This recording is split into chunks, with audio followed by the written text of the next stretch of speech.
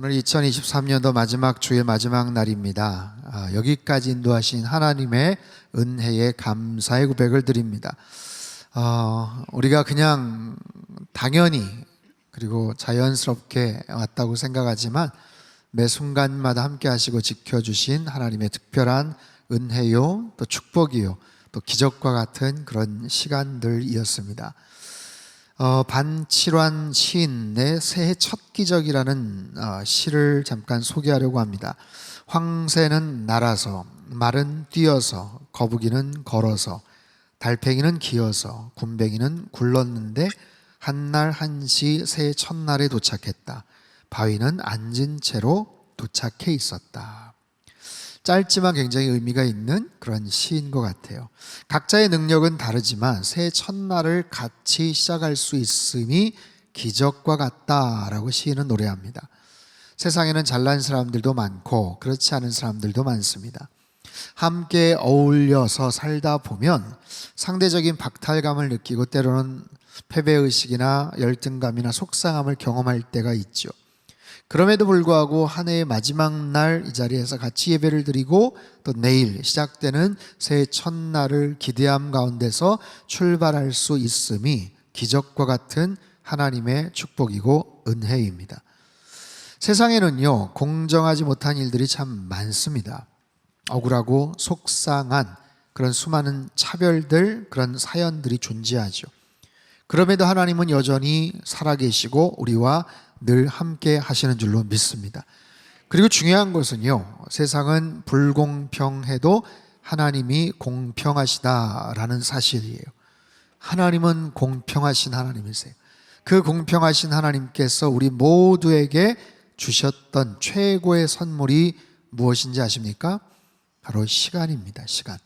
서로의 재능이나 각자의 능력은 달라도 하나님은 누구에게나 동일하게 시간이라는 기회를 제공하셨어요. 1년 365일, 52주, 하루 24시간 공평하게 누구나 동일하게 하나님께서 선물처럼 지급하셨던 그 시간, 그 시간들을 꽉 채워서 잘 살아오셨고 오늘 한 해의 끝자락에 와 있습니다.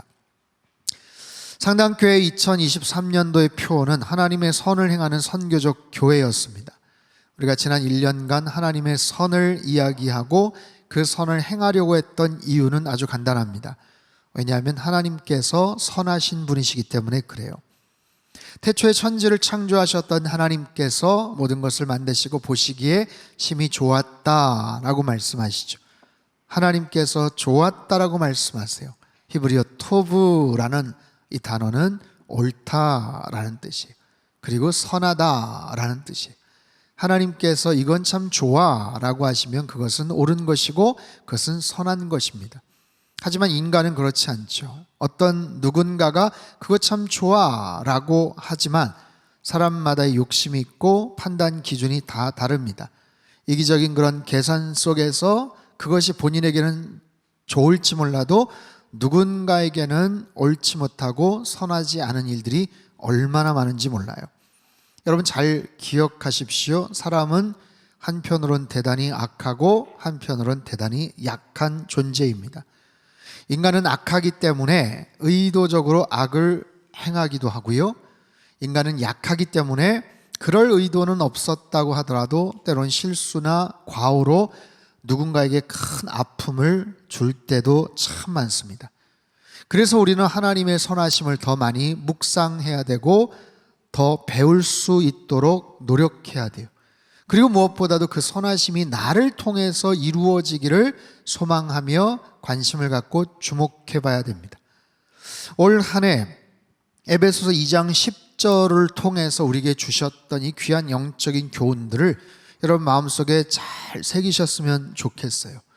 우리는 그가 만드신 바라 그리스도 예수 안에서 선한 일을 위하여 지으심을 받은 자니 이 일은 하나님이 전에 예비하사 우리로 그 가운데서 행하게 하려 하심이니라. 여러분 하나님의 선을 행하는 사람이 되기 위해서 우리가 명심해야 될 것들이 있다고 말씀하세요. 첫 번째는 영적 정체성에 대한 질문입니다. 우리는 누구인가? 나는 누구인가? 라는 거예요. 성경은 말합니다. 우리는 그가 만드신 바라. 여기서 만드신 바라는 헬라어 포이에마라는 단어에서 영어 포임, 시라는 단어가 나왔어요. 하나님께서 우리를 한편의 시처럼 만드셨다라는 거예요. 시와 같은 작품으로 만드셨다라는 거예요. 공동 번역에서는 우리는 하나님의 작품입니다 라고 번역을 해요. 어떤 영어 성경에서는 masterpiece, 걸작품이라고 번역을 합니다. 하나님 우리를 만드시되, 우리를 창조하시되 공장에서 물건 찍듯이 그렇게 만드신 것이 아니고 한편의 시와 같이, 한편의 노래와 같이, 빈센트 반 고흐나 피카소의 그림과 같이 그렇게 하나님의 특별한 사랑과 계획 하에서 우리를 만드시고 창조하셨다라는 사실이에요. 사랑하는 성도 여러분, 한 해를 정리하고 새해를 맞이하면서 우리가 꼭 기억해야 될 사실은 나는 존귀한 존재다라는 거예요. 나는 하나님의 창조된, 하나님 만드신 걸작품임을 여러분 꼭 기억하십시오. 살다 보면 내 주변 사람들에 의해서 나를 함부로 평가를 하거나 무시를 당할 때가 있어요. 살다 보면 우쭐대고 내가 대단한 사람인 것처럼 착각할 때도 참 많습니다. 세상이 어떻게 평가하든 내 주변 사람들이 나를 어떻게 판단하든 가장 정확한 것은 하나님이 나를 어떻게 판단하시는지, 하나님이 나를 어떤 존재로 만드셨는지가 가장 중요한 거예요. 하나님의 걸작품, 포이에마, 존귀한 자, 귀한 걸작품임을 여러분 꼭 기억하시기를 바랍니다. 제가 서두에 인용했던 식구처럼 누구에게는 황새처럼 날 수 있고 말처럼 뛸 수 있는 능력이 있어요. 또한 누구에게는 거북이와 달팽이와 같은 연약함이 있다고 해도 우리는 하나님의 피조물이요 귀한 존재임을 여러분 꼭 기억하며 사시기를 바랍니다. 여러분 옆에 있는 분들이 한번 인사할까요? 당신은 존귀한 사람입니다. 한 번 더 환하게 웃으면서 당신은 하나님의 걸작품입니다. 아멘. 그런 영적인 정체성을 가지고 늘 살아가시기를 바랍니다. 자, 두 번째는 우리의 사명에 대한 질문이에요. 나는 무엇을 해야 합니까? 성경은 말합니다. 그리스도 예수 안에서 선한 일을 위하여 지으심을 받은 자다. 자, 하나님이 나를 만드시되 걸작품으로 만드셨던 이유가 있겠죠. 목적이 있겠죠. 그것이 뭐냐면 당신의 선한 일을 위해서 만드셨다라는 거예요. 우리들 각자에게 생명 주시고 호흡 주시고 건강 주시고 물질 주시고 여러 가지 기회를 주셨던 이유는 하나님께서 나에게 맡겨주신 특별한 사명이 있다는 거예요. 여러분 그 사명을 알고 계십니까? 나를 통해서 하나님이 하기를 원하시는 그 사명이 있다는 거예요. 그것을 깨닫고 그것을 성취하고 이루어 나가는 것이 행복한 인생이고 성공한 인생이에요. 그것이 가치 있고 의미 있고 보람 있는 인생이다라는 거죠. 자, 그 선한 일들이 무엇일까요? 그 선한 일들은 하나님이 보시기에 참 좋은 거예요. 그래, 그것이 좋지, 그것이 옳지, 그것이 참 선한 일이지. 당신의 자녀된 우리들, 저와 여러분을 통해서 하나님의 걸작품으로 만들어주신 저와 여러분을 통해서 하나님이 이루고 싶어 하시는 많은 일들이 있어요. 내 주변에 생명을 살리는 일들, 귀한 복음을 전하는 일들, 사랑을 나누고 화평을 전하는 일들, 힘들고 어렵고 좌절과 시리에 빠져있는 사람들에게 용기를 북돋아주고 소망을 주는 그런 선한 일들이 얼마나 많은지 몰라요. 그것은 사람 한 사람에게만 해당되는 것이 아닙니다. 이 땅에 모든 존재하는 교회들을 향한 하나님의 비전이고 하나님께서 맡겨주신 사명이에요. 우리 상당교회에 맡겨주셨던 지난 1년 동안 하나님의 선하심을 행하기를 원합니다 하는 목표를 가지고 소망을 가지고 달려왔어요. 1년간 많은 사역들이 있었습니다. 목요일마다 반찬 나누는 사역들을 통해서 외롭고 홀로 계신 분들을 섬겼어요.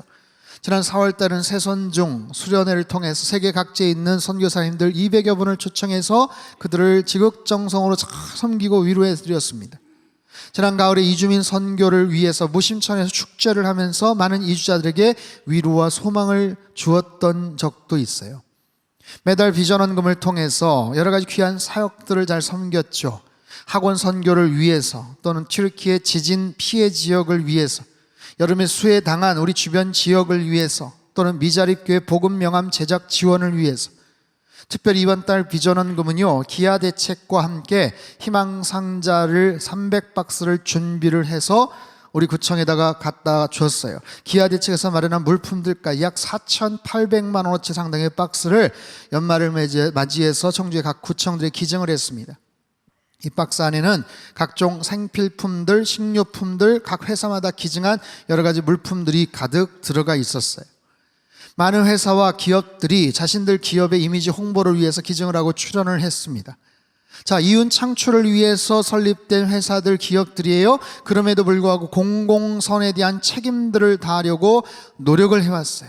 기아대책과 같이 우리 상당교회 같이 귀한 일에 헌신할 수 있는 기회가 생겼습니다. 앞으로도 더 좋은 일에, 이렇게 쓰임받는 일에 더 많은 관심과 노력을 기울이게 될 거예요. 교회 안에서도 마찬가지입니다. 어려운 분들 오병이어 프로젝트를 통해서 또 환우들, 소외계층들을 위해서 여러 가지 사역들, 물질들을 후원해 왔어요. 이처럼 하나님의 선을 행하는 선교적 교회로서 나름대로 그 역할을 위해 최선의 노력을 기울여 왔습니다. 수고를 아끼지 않았어요. 정말 이 모양 저 모양으로 주중이든 주일이든 아니면 교회 안팎에서 흩어져서 열심히 애쓰고 수고하신 많은 분들 덕분에 그 일들을 감당할 수 있었어요. 이 자리를 위해서 정말 감사의 마음을 전합니다.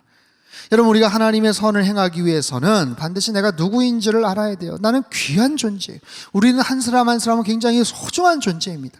그리고 하나님께서 뭔가를 시키기를 원하시는 특별한 목적이 있다는 거예요. 그 사명을 알아야 돼요. 선한 일을 위해서 우리를 창조하시고 지으신 하나님의 그 귀한 목적들, 그 귀한 일들을 한두 번으로 끝내서는 안 되겠지요. 중요한 것은요, 확장성과 지속성이에요. 한두 번 찔끔하고 끝나는 것이 아닙니다. 그 속에 담겨있는 하나님의 마음과 의도를 알고 계속해서 이 일들을 진행해 나가야 돼요. 오늘 본문은 말합니다. 이 일은 하나님이 전에 예비하사 우리로 그 가운데서 행하게 하려 하심이니라. 하나님이 전에 예비하신 일이라는 거예요. 하나님이 미리 준비하신 일이라는 거예요. 여러분, 특별한 일을, 거창한 프로젝트를 앞에 두고 우리만 준비하고 우리만 때를 기다리는 게 아닙니다. 하나님께서도 뭔가를 예비하시고 준비하시는 일이 있다라는 거예요. 우리 한 사람 한 사람을 통해서, 우리를 통해서 하기를 원하셨던 예비하신 그런 일들, 그 놀라운 일들을 통해 하나님의 역사들을 이루어 가셔요. 여러분 잘 기억하십시오. 하나님의 일은 하나님의 사람들을 통해서 이루어집니다. 어떤 하나님의 사람들이요? 하나님 앞에 순종하기를 다짐하는 사람들, 말씀과 기도로 주님 앞에 예배하는 사람들, 하나님 앞에 열린 마음을 가지고 준비된 하나님의 뜻을, 하나님의 타이밍을 기다리는 그런 사람들을 통해서 하나님의 일들을 행하는 거예요. 세상에 똑똑하고 능력 있는 사람들이 많습니다. 하지만 하나님의 일과는 전혀 별개로, 전혀 상관없이 평생을 자신의 부귀영화를 누리면서 살아가는 사람들이 얼마나 많은지 몰라요. 하나님과는 아무런 상관이 없어요. 그렇게 똑똑한 머리가 있고 엄청난 부와 명예가 있음에도 불구하고 하나님의 일과는 전혀 영향력이 없고 상관없이 살아가는 사람들이 얼마나 많습니까?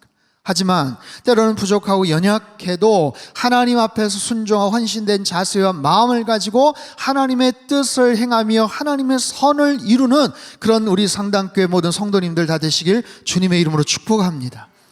여러분, 이 사실이 얼마나 중요한지 몰라요. 그렇기 때문에 이 귀한 일들은 한두 번 하고 끝날 게 아닙니다. 확장되어야 되고 계속해서 지속되어야만 하는 거예요.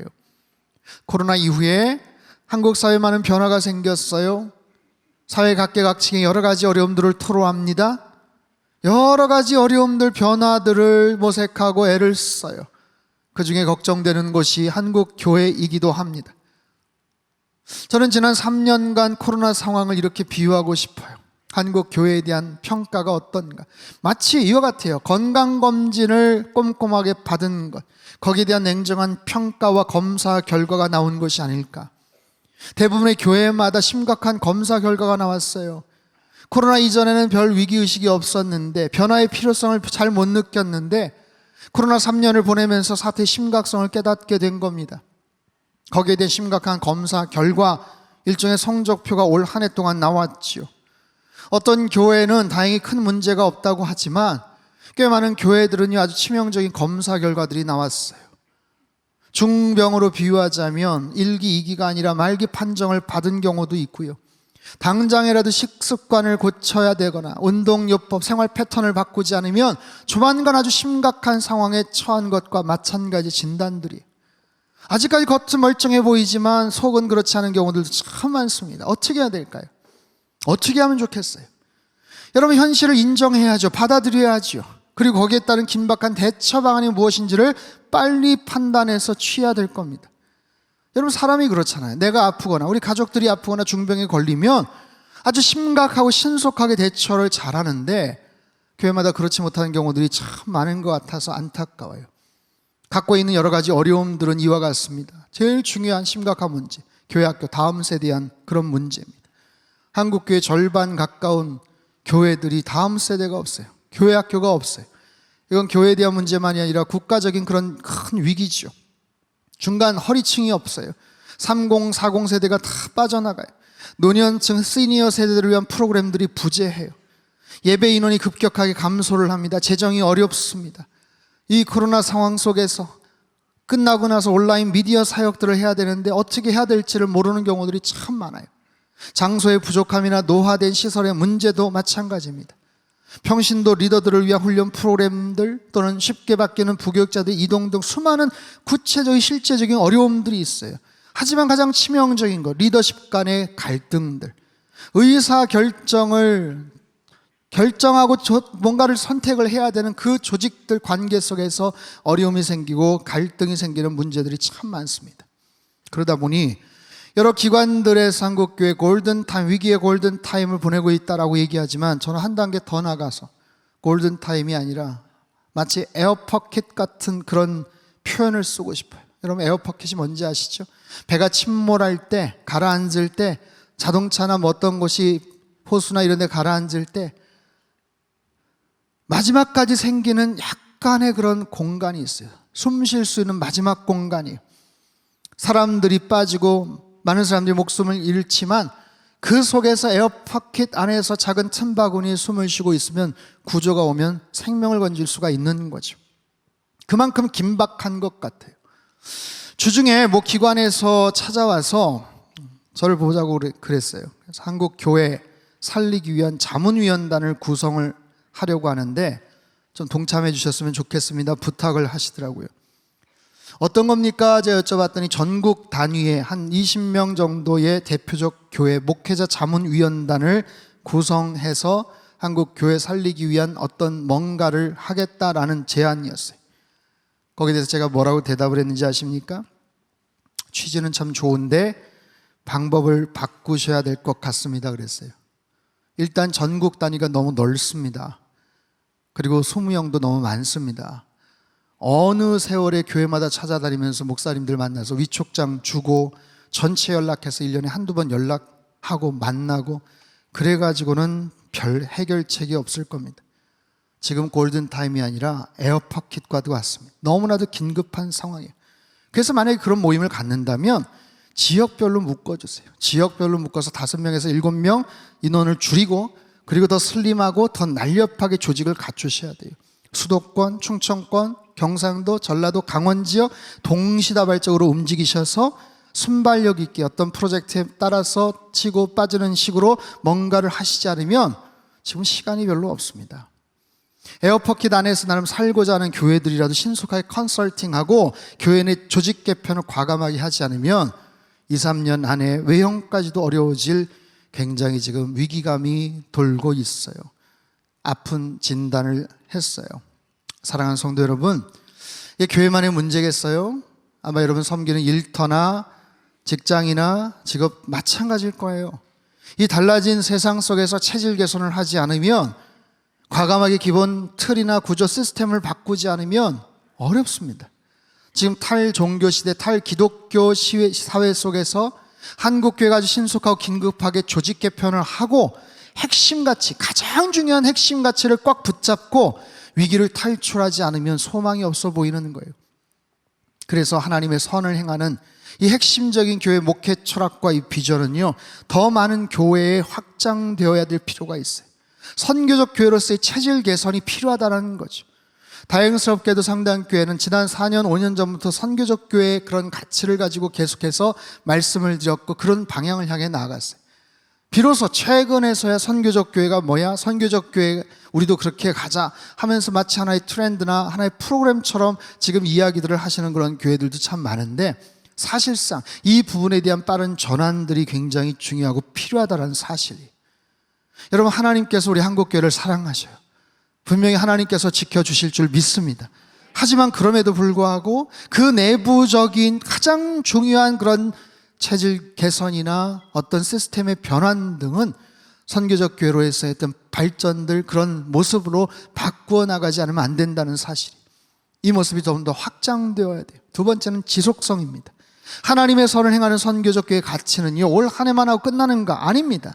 여러분, 하나님의 선하심은 계속 우리를 통해서 펼쳐져야 돼요. 그것이 선교적 교회의 본질이에요. 2024년도 우리 교회의 표는 사도행전의 꿈을 이루는 선교적 교회입니다. 하지만 하나님의 선을 행하는 일은 계속해서 가져갈 거예요. 이것이 선교적 교회, 교회의 모든 본질이고 우리가 살아가는 세상과의 소통하는 방법이기 때문에 그렇습니다.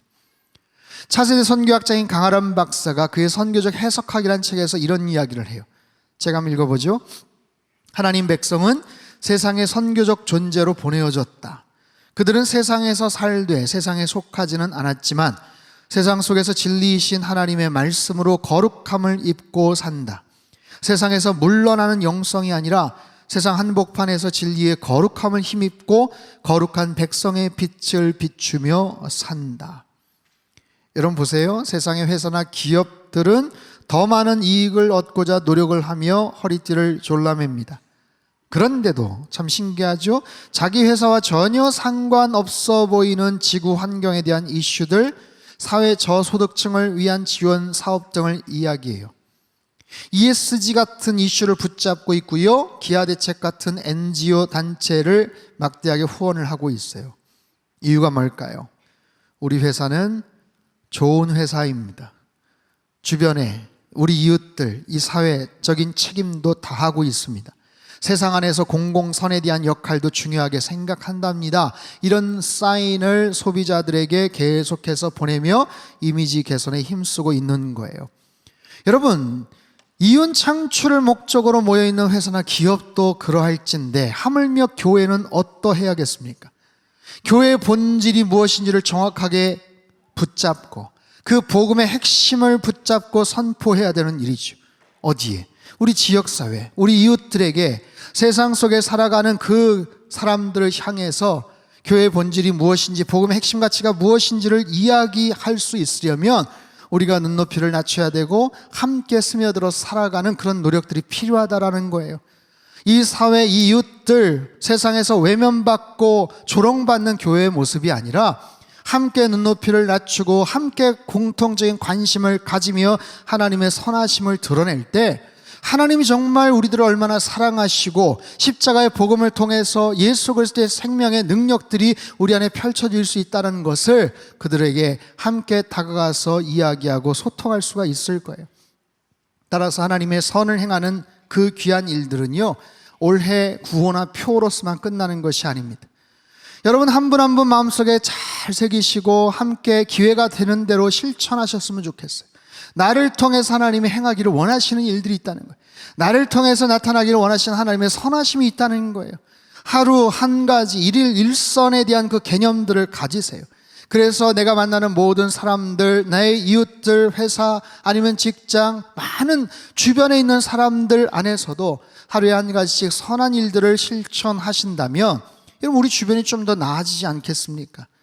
우리가 살아가는 지역 사회가 좀 더 발전되고 우리 도시가 보다 더 밝아질 수 있다면 얼마나 좋겠어요. 사랑하는 성도 여러분, 우리 상당교회는 하나님의 선을 행하는 선교적 교회고 우리 모두는 하나님의 선을 행하는 선교적인 삶을 살아가야 되는 존재인 줄로 믿습니다.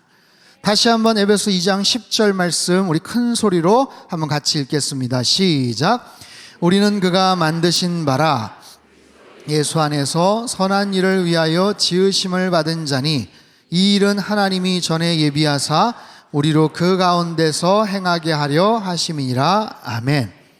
저와 여러분 모두는 하나님께서 창조하시고 만들어주신 기막힌 그런 존재들이에요. 하나님의 창조물이에요. 하나님의 선한 일을 위해서 부르시고 우리에게 기회를 주셨던 하나님의 의도와 뜻이 항상 있음을 여러분 꼭 기억하십시오. 성경은 말합니다. 우리로 그 가운데서 행하게 하려 하신다. 우리로 그 가운데서 행하게 하려 하신다. 여러분, 주님 안에서 행하실 때 하나님의 뜻을, 하나님의 선하신 의도를 우리는 잘 표현해낼 수 있을 거예요. 때로는 우리 힘만으로 어렵습니다. 굉장히 무력함을 느낄 때가 있을 거예요.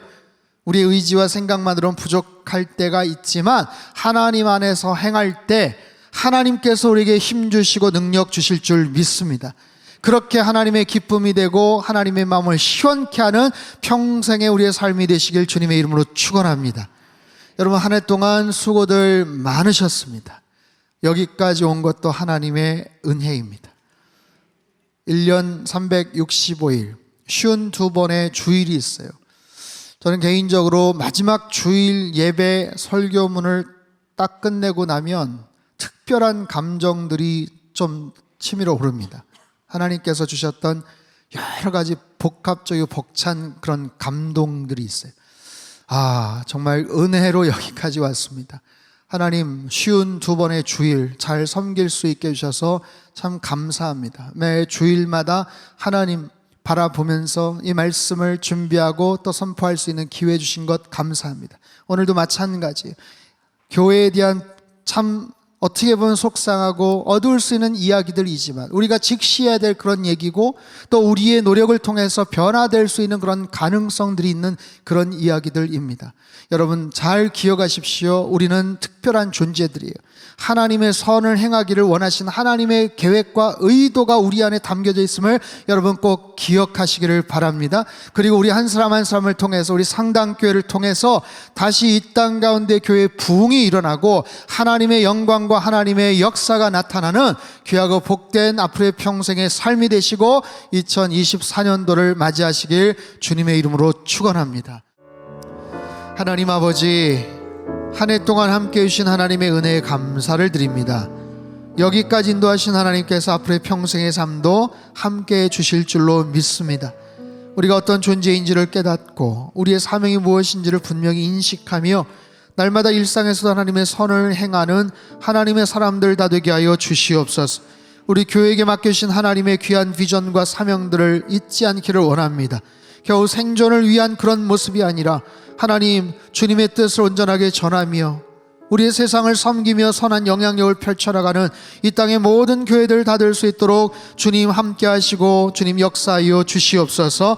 사도행전의 꿈을 이루며 하나님의 꿈을 성취하는 새해 2024년도를 맞이하는 우리 모든 성도님들 다 되게 축복하여 주옵소서. 존귀하신 예수님의 이름으로 기도합나이다. 아멘.